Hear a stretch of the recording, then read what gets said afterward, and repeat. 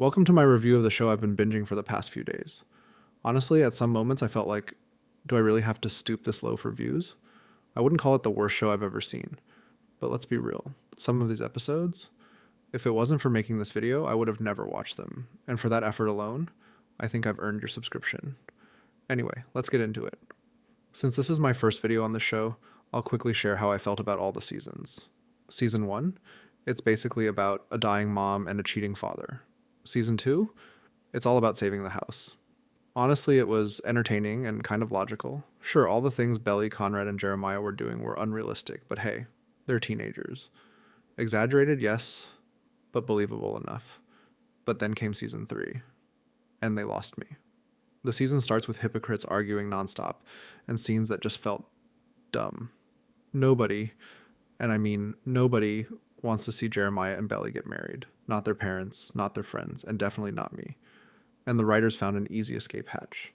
Whenever something goes wrong, they just blame Susanna's death. Convenient, right? Alright, let's talk about episode 10.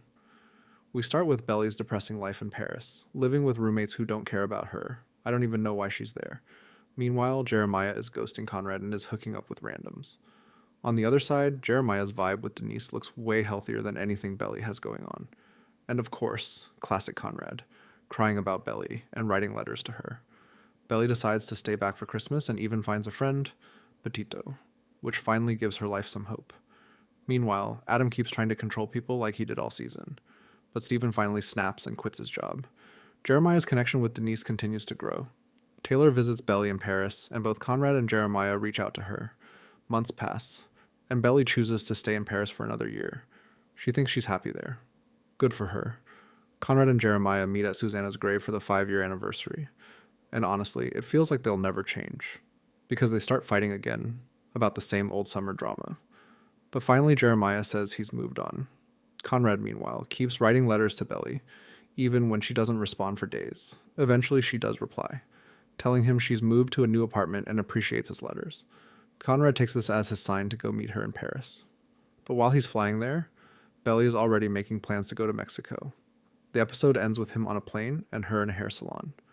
Now, about that ending, I don't know what happens in the books, but if the whole point is just that the three of them move on separately, then these last 3 episodes are honestly a waste of time.